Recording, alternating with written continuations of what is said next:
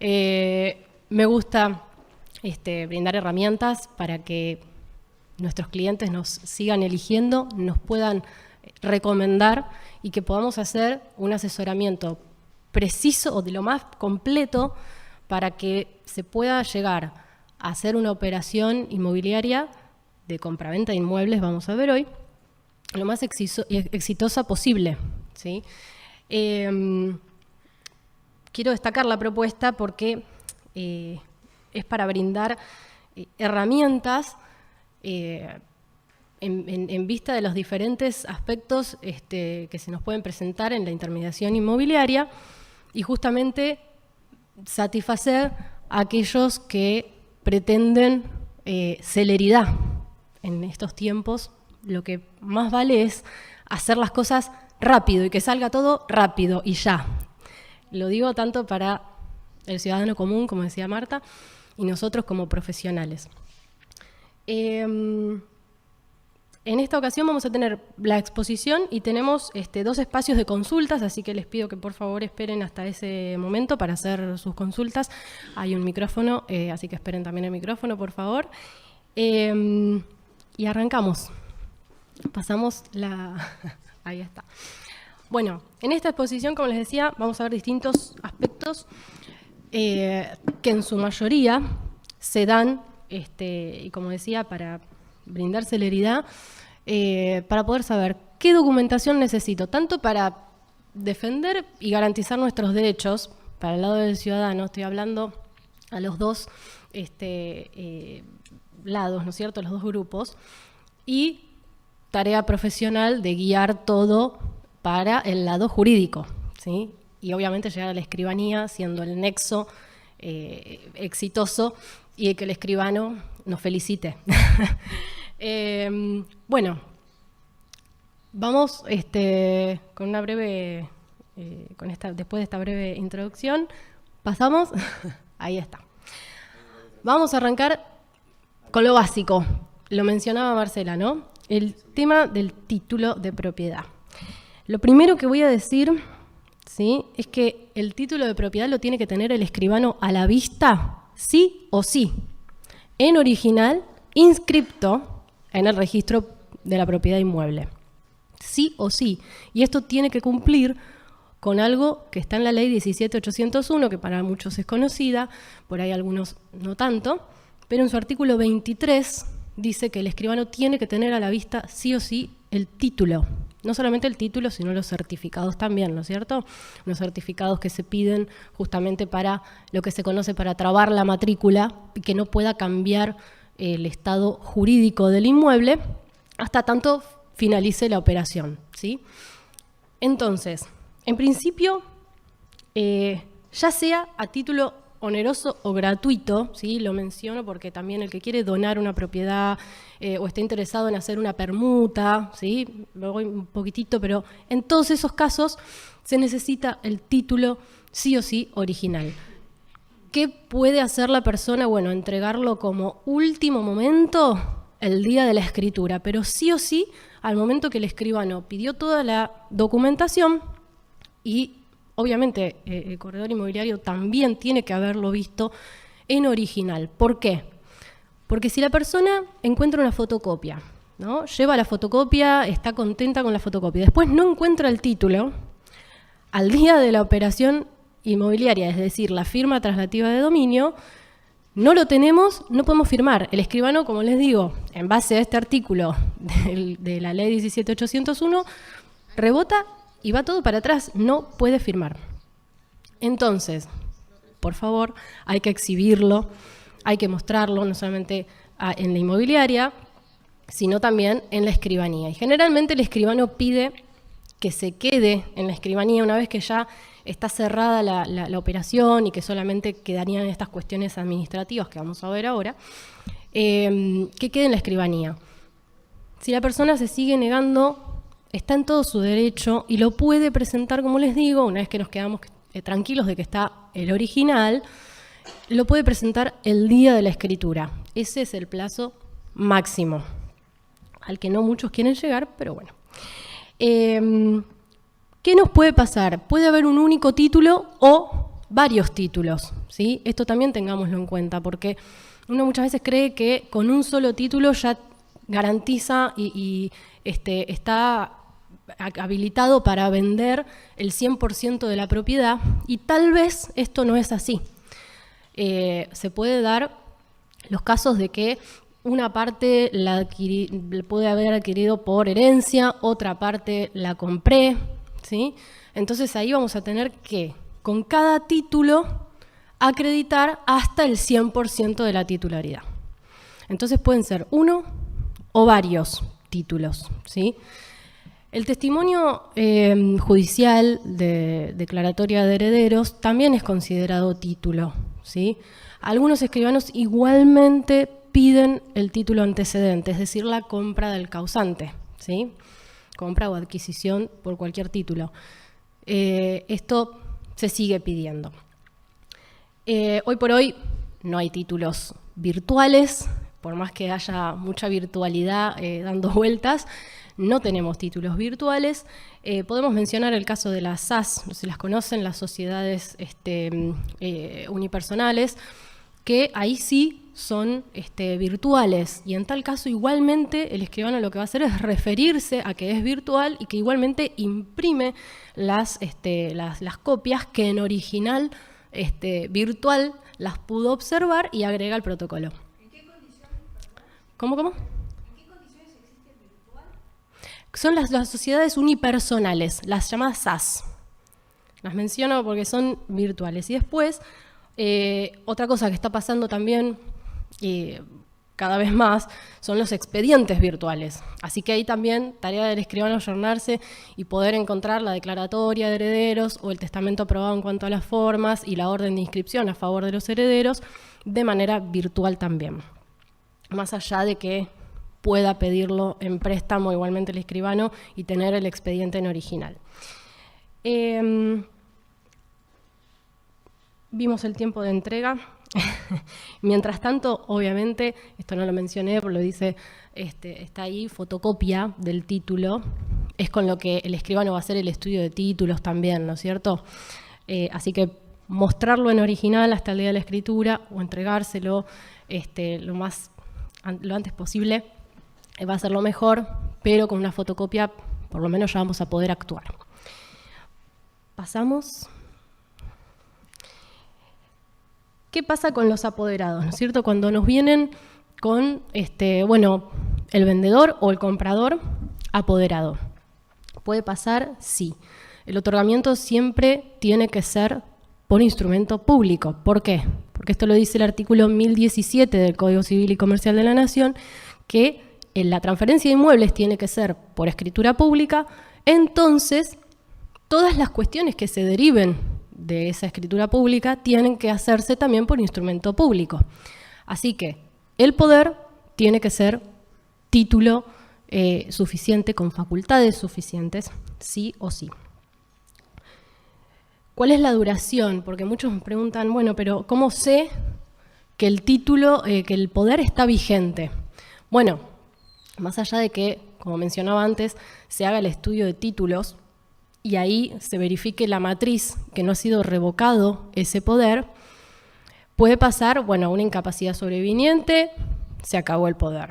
Puede fallecer la persona, se acabó el poder, y puede, como dije antes, revocarlo. Hasta tanto eso no se haya dado, el poder tiene vigencia, ¿sí? No tiene un plazo, salvo se haya estipulado, como es el caso de los poderes especiales. Y ni hablar del poder especial irrevocable, que tiene que tener plazo obligatoriamente. Dentro de las facultades quiero destacar que hay algunas que tienen que estar mencionadas expresamente dentro del poder, y eso los tenemos en el artículo 375 del Código Civil y Comercial de la Nación. Sí o sí tiene que decir la palabra donar, sí o sí tiene que tener la palabra comprar. Esas serían las facultades suficientes. Si el poder no las menciona, tenemos que hacer otro poder. Ese poder no nos va a servir. No se puede salvar ni alterar el documento público, por supuesto. El tiempo de entrega es lo mismo. Y tenemos el caso también de apoderamiento en casos de asentimiento conyugal. Esto también es muy importante. Ya sea el momento de la firma del boleto de compraventa, necesitamos del asentimiento conyugal, ¿sí? No nos puede faltar. Hay casos sumamente contados con la mano que puede comprometerse el vendedor a conseguir el asentimiento conyugal, pero es jugar con un arma de doble filo, porque después si no lo tenemos, corren las consecuencias, las responsabilidades y el incumplimiento contractual. Sí, o sea, si es bien propio, pero es la vivienda, tenemos los casos, nos consultan en qué caso se puede dar el asentimiento. El asentimiento conyugal está en el 456, 470 y el asentimiento convivencial, que esto lo trajo el nuevo código a partir del 1 de agosto de 2015, en el 522. Los artículos plantean el caso de que el titular registral necesita el asentimiento conyugal o convivencial, sí o sí, para el caso de que sean, artículo 470, bienes gananciales. Y si no, si es propio pero es la vivienda, también se necesita el asentimiento conyugal. Esto lo dice el 456 y lo mismo va para los convivientes en el caso del artículo 522. Entonces, después vamos a jugar si se necesita o no. Si es un bien propio, supongamos que lo adquirieron por herencia y quiere vender, pero es la vivienda, necesita el asentimiento conyugal. No es la vivienda, puede eximirse, ¿sí? Se puede manifestar que no es necesario el asentimiento conyugal porque es un bien propio y no es la vivienda, ¿sí? En ese caso no corresponde el asentimiento conyugal. Esto, algunos escribanos piden que igualmente el cónyuge no titular o conviviente no titular ratifique lo que el cónyuge o conviviente está manifestando en la escritura. Y con esto cerramos el caso. Queda todo expresamente en la escritura. ¿Qué pasa con el artículo 457 del Código Civil y Comercial? Nos pide que el asentimiento tiene que tener requisitos respecto del asentimiento anticipado, tiene que versar sobre los requisitos fundamentales de la operación. Es decir, que si nos vienen con el asentimiento que se hizo previo, porque, no sé, viajaba, ¿no? Tiene que sí o sí cumplir con estos requisitos. Un precio, el inmueble detallado y condiciones. Lo más seguro, ¿para quién? Para aquel que dio el asentimiento anticipado, ¿sí? Protegiendo esos derechos. No se podría vender por menos de $100.000, supongamos, ¿no? Por lo menos poner un precio mínimo, de que de ahí no va a poder ser menos y sí o sí se tiene que cumplir con ese requisito. De eso habla este artículo que les mencionaba, el 457. Nos vamos a las sociedades. Obviamente que si la persona actúa por sus propios derechos, no le vamos a pedir más que su documento idóneo, ¿sí? Recordemos que un poco también, como lo veíamos en la introducción, nos piden el DNI. Bueno, en el caso de los escribanos pueden pedir un documento idóneo, dice el artículo 306 del Código Civil y Comercial de la Nación. ¿Qué pasa? Nos pide documento idóneo. ¿Qué es un documento idóneo? Bueno, el que esté expedido por el ente regulador que corresponde, o si no, el escribano ya puede tener conocimiento de que esa persona es quien dice ser y no es otra, esto obviamente para evitar sustitución de persona, y puede pedir el DNI. Bueno, y si la persona no tiene el DNI, ¿qué hacemos? Puede ser el pasaporte, puede ser cédula del Mercosur, puede ser cualquiera que acredite, ¿sí? El documento puede ser cualquiera que acredite la identidad de la persona, no así el de conducir, ¿no? La licencia de conducir, ese no, ¿sí? Porque siempre me preguntan, ¿y qué pasa con la licencia? Bueno, ese no. Lo va a pedir y también va a pedir fotocopias, igual que con cualquier documentación en original que la persona tenga que llevarse de nuevo, y justo no lo mencioné antes, pero también lo tomo para el caso de las sociedades, presentan en original, dejan fotocopias sí o sí, para agregar a lo que es el protocolo, a esa escritura en particular. Tenemos las sociedades, el tema de las sociedades. Ahí tenemos los casos más emblemáticos, ¿no? Las SA, las SRL, que son las que más se nos presentan. ¿Qué recaudos tenemos que tener con cada uno? Bueno, pedir en principio el estatuto o contrato social. Sí o sí la sociedad tiene que demostrar su existencia, y eso es con esa documentación. A su vez, el carácter que invoca cada uno, si es presidente en el caso de la SA o si es gerente en el caso de la SRL, que generalmente las gerencias son por el tiempo que dure la sociedad. Y en este caso, igualmente, si hubo una renuncia en el medio, también vamos a tener que pedir la nueva designación, y esto también puede ser de dos maneras. Puede ser con acta de directorio de asamblea de cada sociedad, y puede ser también lo que nos dicta el artículo 60 de la Ley 19.550, que es la inscripción de esas actas. En ese caso tenemos la acreditación de lo que es la existencia y el carácter invocado de la persona que está representando a la sociedad. ¿Puede ser un apoderado también? Sí.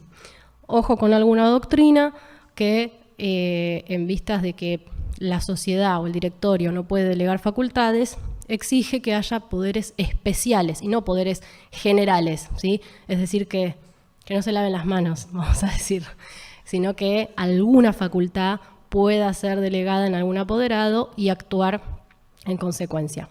Y el resto, facultades del directorio. ¿Y qué más necesitamos? En el caso de las sociedades que son de inmobiliaria, ¿no?, que se dedican a compra y venta de inmuebles, no pasa nada, no vamos a pedirle de más, documentación de más, porque el mismo objeto social va a ser el que lo está acreditando, ¿sí? Está habilitada esa sociedad para poder vender o comprar. En el caso que sea una sociedad que tiene otro objeto social, que no se dedica a la compra-venta de inmuebles, habrá que pedirle un acta especial, ¿sí?, que puede ser de reunión de socios en el caso de la SRL o acta de asamblea en el caso de la SA, especial para el acto, ¿sí? Y el escribano entonces también va a pedir el libro correspondiente con también la fotocopia no solamente del acta, sino de la rúbrica, ¿sí? La rúbrica es cuando se inscribió ese libro, ¿sí?, de la sociedad. Pasamos. Ahí tenemos el espacio de consultas hasta aquí. ¿Hay alguna pregunta? Pero, a ver, ¿está el micrófono? Si no, reproduzco la... No, es que nos están viendo, entonces... Bueno, yo la reproduzco. En el caso de que exista una sucesión y son tres herederos que venden o alquilan, no se sabe finalmente qué va a pasar, pero una de las personas viaja, ¿puede hacer una firma? Ahí está. Te pido que la repitas, por favor. En el caso de una sucesión. Sí. Sucesión. Son tres herederos, está en venta o en alquiler. Si uno de los herederos viaja, ¿puede hacer una firma a distancia en el caso de que se concrete la operación cuando esa persona no está? ¿Hasta ahí? Bueno, en el caso de cuestiones de administración, pueden los herederos administrar libremente de los bienes hasta tanto se produzca el acto de disposición, que sería la supuesta venta. En el caso de que uno de ellos no esté, sí, no puede ser una firma cualquiera, sino que tiene que cumplir con los recaudos de 2017 o 375 del código que vimos, tiene que hacer un poder, en tal caso, en donde se encuentre, supongamos España, no sé, está en España de viaje o, bueno, no sé, viviendo, porque nos trae el tema de residente en el exterior respecto de impuestos, pero vive en España o está en España, firma un poder y lo tiene que enviar legalizado, apostillado acá a la Argentina para que alguien... No basta la firma. No, que alguien lo represente y firme acá en Argentina por esa persona. Y si en la sociedad, poner que el departamento esté a nombre de una sociedad anónima, que es posible, ¿puede haber un poder dentro de la sociedad que al ausentarse alguna de las partes puedan representar el 75% o el 30% y nada más? Las sociedades pueden otorgar los poderes, lo que sí una sociedad tuvo que haber heredado por legado, por ejemplo, un legado que haya dejado una persona humana, porque las sociedades se disuelven y liquidan y de las personas humanas sí se hace la sucesión, ¿no es cierto? No te entendí nada. Las sociedades no tienen sucesiones. Pero se puede estar a nombre de una sociedad la propiedad. Sí, pero en tal caso no estaríamos hablando de sucesión, estaríamos hablando de disolución y liquidación de una sociedad. Bueno, sí. Claro. Muy técnico lo tuyo.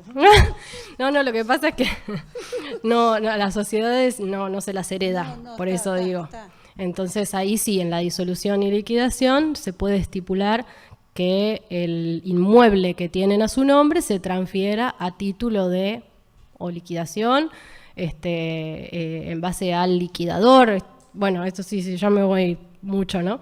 Tiene que haber nombrado un liquidador que esté al tanto de la situación, el activo y el pasivo tiene que quedar claro en lo que es la sociedad, la documentación contable de por medio, etcétera, etcétera, pero no hay una sucesión, digamos. En el caso de las personas humanas, sí. ¿Está?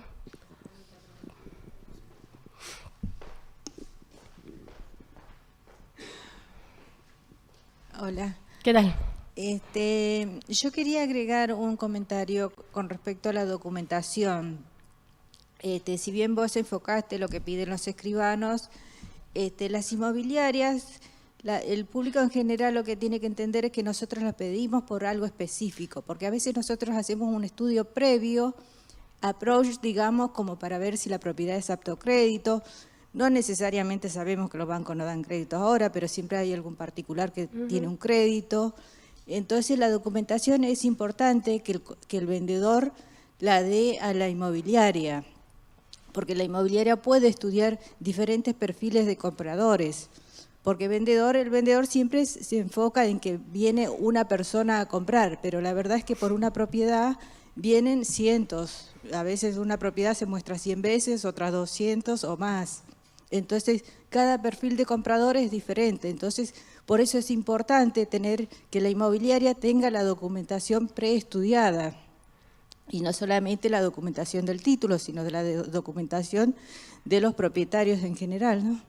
Exacto, sí, es a lo que apuntamos, por eso, por lo menos, exhibir el título en original, por lo menos, y que una vez que la inmobiliaria da el ok, bueno, se puede devolver, pero sí, por favor, por eso es la concientización de poder exhibirlo en original, bueno, dejar la fotocopia y con eso nos podemos manejar, pero también es una cuestión de seguridad jurídica, ¿no? Que el título no siga circulando.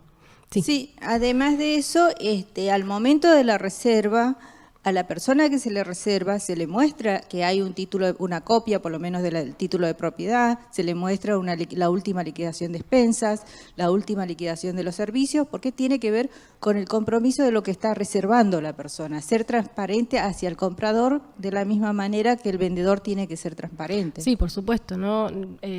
Bueno, las reservas son ad referendum de que justamente el vendedor acepte las condiciones. Sí, totalmente de acuerdo. Cada comprador tiene que también, justamente, bueno, por ejemplo, si actúa por apoderados, ¿no? Porque no van a traer el título de venta, obviamente, pero sí el título original, si es un apoderado, por ejemplo, ¿no es cierto? Y si es una sociedad, todos los requisitos que vimos. Sí, y en general esa carpeta que vos pasaste, nosotras se la llevamos así al escribano, lista. Entonces Exacto. Eso es importante que la gente lo sepa. Exacto.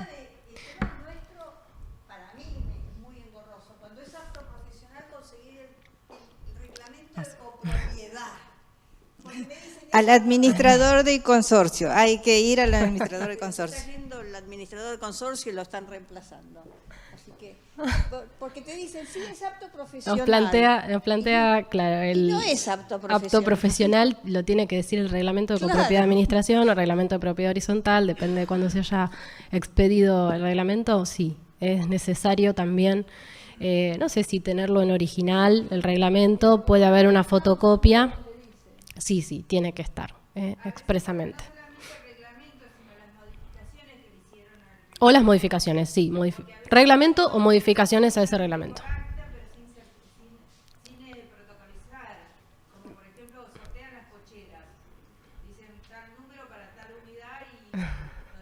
La designación de cocheras, otro tema aparte. Había una pregunta por acá, una mano levantada. A ver si ahí está el micrófono. Y continuamos, así no nos extendemos. La pregunta mía es referencia a lo que hablaba de las sociedades. Sí. En el caso del poder general y en caso de poder particular o específico.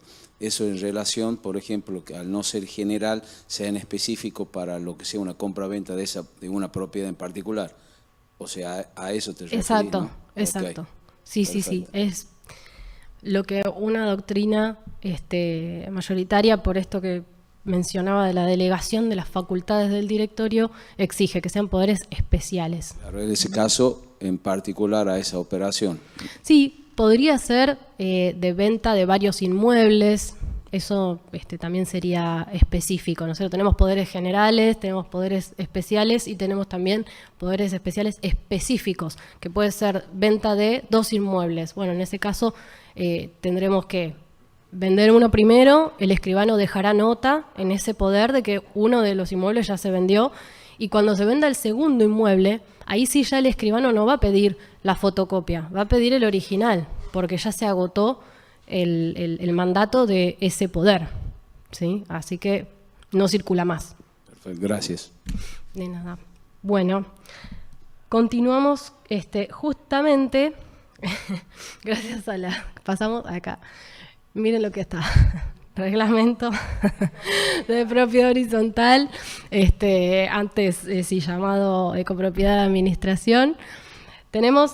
Son varios requisitos los que tenemos ahí. Nos va a constar algunas de las cosas que mencionábamos recién respecto de la administración, respecto de los coeficientes de cada uno de los departamentos y en base a eso cómo pagan expensas. Esa también es otro tema, ¿no es cierto? El tema del certificado de expensas. El escribano no está obligado a pedir el certificado libre deuda de expensas, pero es de buena práctica. Hay muchas cosas que en la escribanía son de buena práctica y para demostrar también por parte de tanto vendedor como comprador un actuar diligente, ¿sí?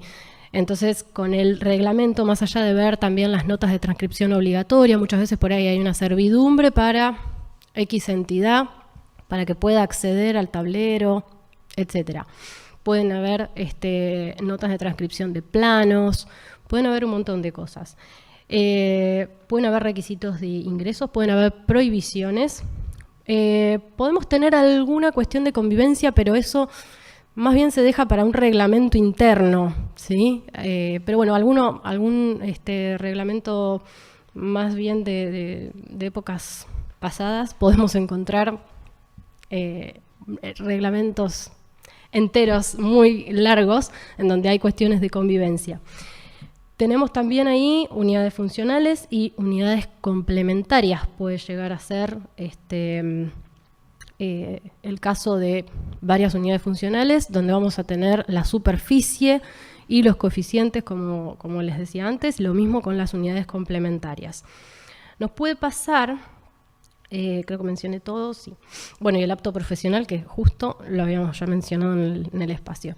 ¿Qué pasa con las unidades complementarias? Las unidades funcionales es como que es lo más común y lo más sencillo. Las unidades complementarias o incluso espacios guardacoches que son única unidad funcional pueden tener alguna dificultad. Unidades complementarias son aquellas que sí o sí siguen la suerte de la principal, que esa sí o sí es la unidad funcional. Entonces, esto es muy importante porque a veces pueden haber únicas unidades complementarias o únicas unidades funcionales, en donde entonces lo que vamos a estar transmitiendo es una parte indivisa, ¿sí? ¿Va a estar determinado? Sí, puede estar el espacio guardacoches o cochera determinado y tener superficie, pero ser una parte indivisa, puede ser un 16avo, ¿no? 16 cocheras que tiene esa persona, pero sí o sí está siempre de la mano de una unidad funcional. También podemos encontrar una unidad complementaria para cada una de las unidades funcionales. Puede pasar. Y generalmente ahí es donde también tenemos que ver si, como nota de transcripción obligatoria, tenemos que los únicos titulares de las cocheras pueden ser los mismos dueños de esa unidad funcional que está en el mismo edificio y no se pueden vender a otras personas. Tenemos que saber a quién se le puede vender, ¿no? Porque a la hora de ofertar esa cochera, si se vende la cochera sola, que es muy posible, tenemos que saber si es únicamente a titulares de dominio de ese edificio o si se puede ofertar a cualquiera, ¿sí? ¿Pero se puede vender una que no sea cochera fija? No. ¿Cómo? Si son ¿Puede vender una cochera que no esté como unidad funcional en la estructura, que no sea fija, que sea movible? ¿Eso se puede vender? se puede vender la cochera si está como unidad funcional, ni hablar, ni pensar. Es una unidad jurídica y se puede transmitir, no hay ningún problema. Si es una unidad complementaria, digo yo, en ese caso ahí sí tendremos que ver si tenemos la limitación en el reglamento de que solamente se puede vender a otro dueño de ese mismo edificio o no, ¿sí? Ese recaudo tenemos que tener. Tenemos también espacio de preguntas después, ¿eh? Pero espérenme que llegue al espacio, digo. así, porque también si no, nos va mucho tiempo. No se olviden, por favor. Pues nos falta un larguito trecho, por eso me quiero apurar. Entonces, unidades complementarias, ojo con esa restricción. Eso es lo que digo, ¿sí? De la venta. ¿A quién ofertamos? Seguimos y después, por favor, no te olvides las preguntas. Pasamos. Yo lo paso acá. Tenemos otras cuestiones en base a la documentación. Hay algunas cuestiones jurisdiccionales, ¿no? En el caso de documento idóneo, ya estuvimos mencionando que puede ser el DNI, pasaporte, cédula del Mercosur, pero también tengamos en cuenta el estado físico de ese DNI, que puede ser el último, pero si pasó por el lavarropa más de una vez y no se lee nada, el escribano nos va a rechazar directamente. Lo mismo si está la persona cambió su fisonomía demasiado y ya no se la puede identificar con esa foto, el escribano puede rechazar el documento, ¿sí? Por lo que mencionaba antes, y evitar sustitución de personas. En base a los servicios, también, de buena práctica tenerlos en cuenta. Es más tarea del inmobiliario por ahí verificar que no haya deudas, que por lo menos las partes estén de acuerdo en qué hacer respecto de las deudas, que se devengan con posterioridad, ¿sí? Que generalmente es a quien tenga la posesión en ese momento. Después tenemos luz, gas y agua. En algunos no hay red de servicios o no es AISA, bueno, no importa, vamos a preguntarle a la persona que es la que paga todos esos servicios qué alimentación tiene, ¿no es cierto?, qué entidad le está cobrando. Respecto de los impuestos tenemos ARBA para lo que es Provincia de Buenos Aires y lo que es Capital, AGIP, ¿sí? O Municipal, Provincia de Buenos Aires. Todo esto lo va a pedir el escribano también, y AGIP y Municipal sí lo pide el escribano también para verificar que no haya deudas, ¿sí? Esto sí lo hace el escribano. Y respecto del ARBA, vamos a pedir también lo que es el estado parcelario. Tiene que sí o sí un agrimensor efectuar lo que es la agrimensura de la finca, de la unidad, lo que sea, en Provincia de Buenos Aires sí o sí, y ahora en Cava también. Hace muy poquito que es obligatorio pedir, salvo algunas excepciones como unidades funcionales. Esto viene juntamente con AGIP, ¿sí? Ahí obviamente cruce de datos, no hace falta ni que se los diga, ¿no? Y después tenemos el COTI, el Código de Oferta de Transferencia de Inmueble, que lo puede hacer, bueno, o un contador o la inmobiliaria o la misma persona. Eso no hay problema con quién lo haga.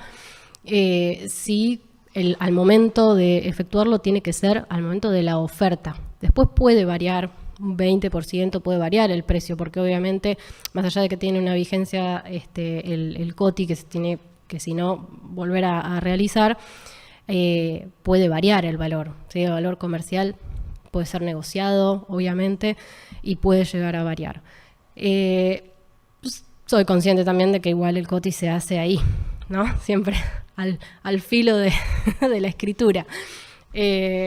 Bueno, tiene que hacerse obviamente en la moneda que se vaya a realizar la escritura también, o sea, pesos o dólares. Seguimos, tenemos 2 más nos quedan. Respecto de la documentación contable, dice, todas aquellas operaciones que superen el valor de 26.300.000 pesos deberán realizar la justificación de los fondos. Esto es realizar la documentación contable con firma certificada del profesional y presentárselo al escribano antes de la firma y queda en carpeta, ¿sí? Esto es por exigencia de lo que es la UIF, ¿sí? La Unidad de Información Financiera, para justamente acreditar el origen lícito de los fondos. Transferencias que sean menores a este valor es la mera declaración jurada de la parte compradora de que el origen es lícito, ¿sí? Igualmente lo que hace el escribano es informar todas las operaciones a la UIF. Eso es otra tarea más posescrituraria del escribano, que aunque no parezca, cada vez hay más requisitos para hacer con posterioridad, y tenemos que informar sí o sí a la UIF. ¿Se pueden dar operaciones sospechosas? Sí, se pueden dar operaciones sospechosas. Se reportan y en tal caso es la UIF quien entra en investigación o no. Por lo general se supone que sí. Y en ese caso la documentación que quedó en carpeta tiene que ser exhibida por el escribano, ¿sí? Del origen lícito. Pasamos. Esto era lo que quería mencionar. Estaba viendo que no me estaba olvidando de nada. Bueno, respecto de impuestos nacionales y provinciales, con esto terminamos. Tenemos el impuesto nacional del ITI o ganancias. ITI no derogado, ¿sí? Primera aclaración que hago, el impuesto a la transferencia de inmuebles no está derogado, sino que con el tiempo lo que sí va a ir pasando es que va a ir desapareciendo, ¿sí? Una cuestión del paso del tiempo. Y todos en algún momento vamos a pagar solamente ganancias a la hora de la transferencia de inmuebles. Pero todavía rige entonces el ITI y ganancias, 1,5% sobre el precio o 3% sobre el precio, respecto si es persona humana o si es persona jurídica, respectivamente. Y si no, ¿cuál es la clave, no? Para saber qué aplicamos, bueno, hay que ver el título antecedente y ver si la persona adquirió antes o después del 1 de enero de 2018. Esa es la fecha clave. No importa cómo haya adquirido, por título oneroso o gratuito. En base a esta fecha vamos a saber qué aplica hoy por hoy que la persona está vendiendo, ¿no es cierto? Adquirió con posterioridad al 1 de enero de 2018, repito, y ahora vende. Bueno, en ese caso va a tener que esperar al cierre de ejercicio, es decir, a fin de año, declarar bienes personales, y es la FIP la que va a determinar cuánto va a pagar de impuesto a las ganancias. Hay una excepción, se puede eximir a esta persona porque antes teníamos lo que es el certificado de no retención, ¿no es cierto?, para lo que es el ITI, y si obviamente el título antecedente, la compra, supongamos, es del 2014, todavía va a aplicar ITI para una persona humana o ganancias del 3% si es una persona jurídica. Lo va a determinar la FIP entonces, y lo que podemos hacer, en vez de tener el certificado de no retención, que ya no se va a poder generar más, digamos, la persona puede declarar que es su único inmueble de vivienda, ocupación permanente, y con esa declaración entonces el escribano va a decir que no corresponde la retención. Y con la escritura y la declaración de bienes personales, la FIP en tal caso no retendrá, ¿sí? Porque en esa situación se configura la exención. ¿Y qué pasa con el residente en el exterior? Que casi me adelanto hace unos minutos atrás.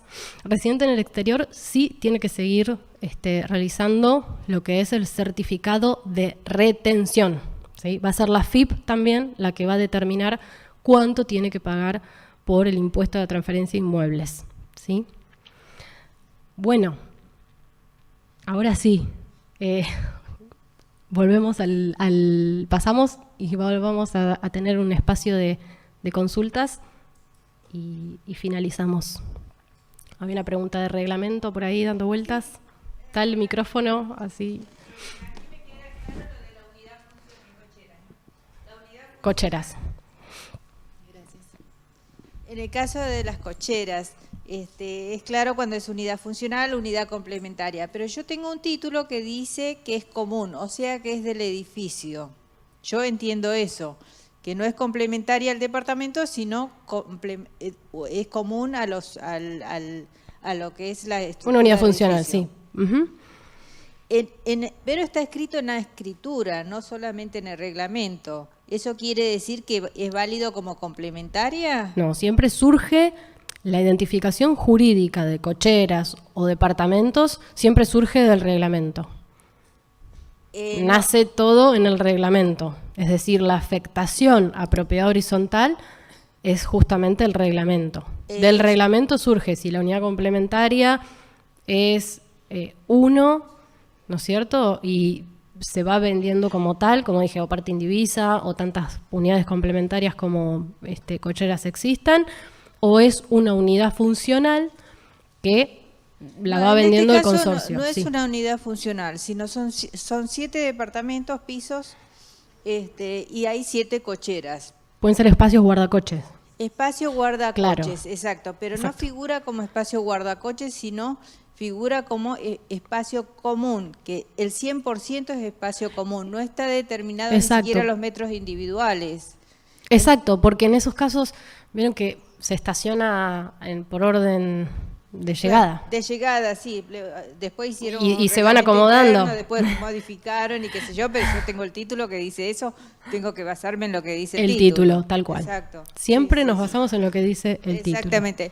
Y otra cosa con respecto a las expensas, cómo porque casi siempre la liquidación de los numeritos finales, digamos, las expensas de 10 días, de 15 días, la hace el escribano.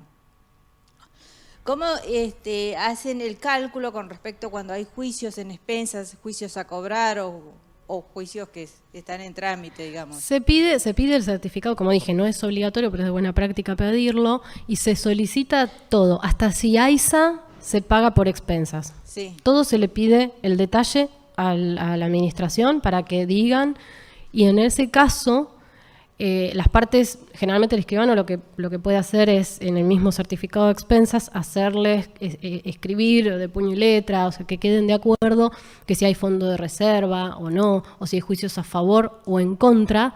Quien se va a hacer cargo es a quien esté en la posesión del inmueble en ese momento, ¿sí? Sí, y el beneficio del cobro del juicio también. Exacto. Sí, tanto a favor Ya como queda en así contra. directamente. Gracias. Gracias. ¿Alguien más? Yo, sobre Sí. el COTI. Cuando decías el valor de oferta que colocamos, si bien tiene 24 meses, creo que es la durabilidad, Correcto. uno lo hace muy sobre la fecha, pero ¿cuánto puede variar ese valor? Un 20-25% puede variar. ¿Para abajo o para arriba? Exacto. Bien.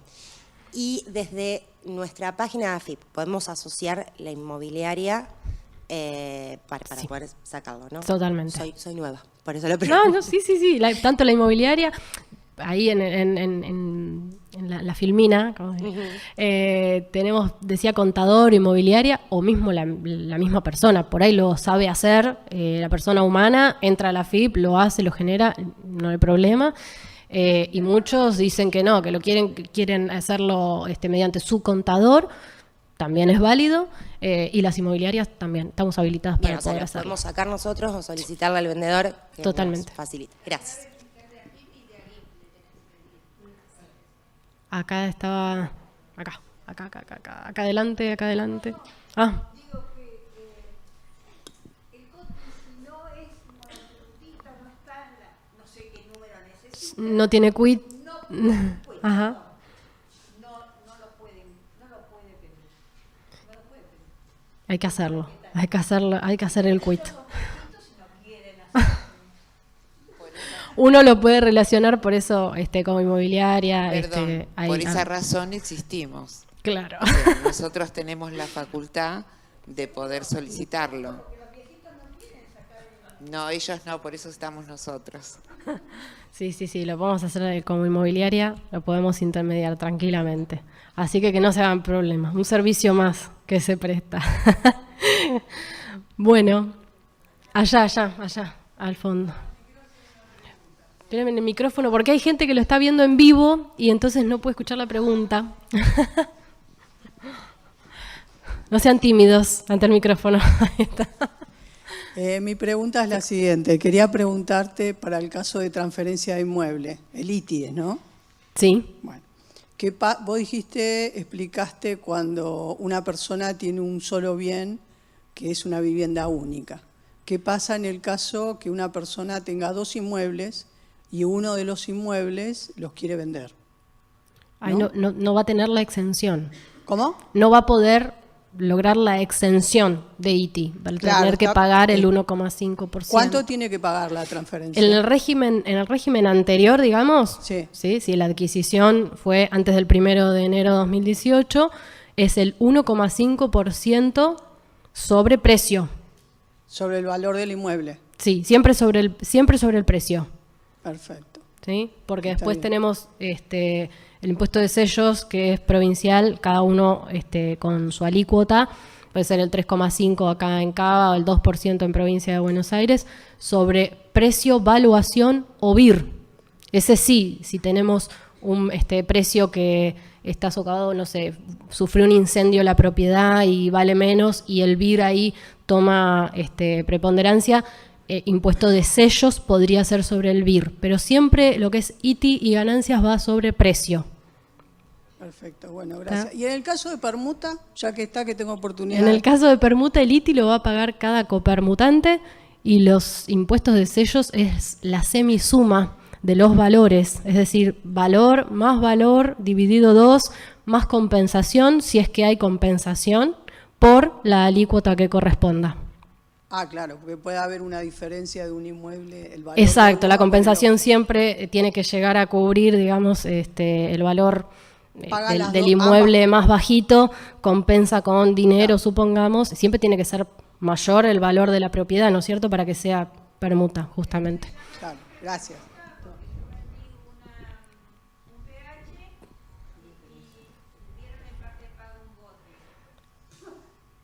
Las permutas...